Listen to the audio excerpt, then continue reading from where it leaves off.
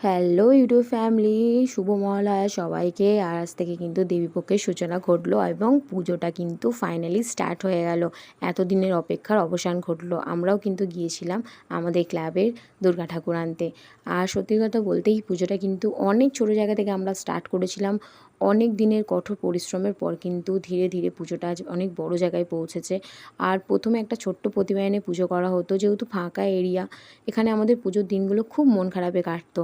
আর আজ ক্লাবে পুজোটা হয়, আমাদের খুবই ভালো লাগে, খুব এনজয় করি আমরা। আর এখানে প্রতিমাটাও এবছর অনেকটা বড় হয়েছে, সকলের সহযোগিতা। আর এখানে ক্লাবের সব মেম্বাররা ছিল এবং বীরের পাপাও ছিল। আর ভারী ছিল যেহেতু, আর অনেকটা বড়, তাই কিন্তু গাড়িতে তুলতে কিন্তু প্রচণ্ড প্রবলেম হচ্ছিল। তারপরে কিন্তু আমরা বাড়ি এসেছিলাম, রাত 8টা বেজে গেছিলো আমাদের বাড়ি আসতে। আর প্রতিমার মুখটা আমি দেখাতে পারলাম না, অন্য কোনো ভিডিওতে কিন্তু দেখাবো। আর তারপরে দেখো ডিনার থালিটা কেমন ডেকোরেট হয়েছে সেটা কিন্তু জানিও।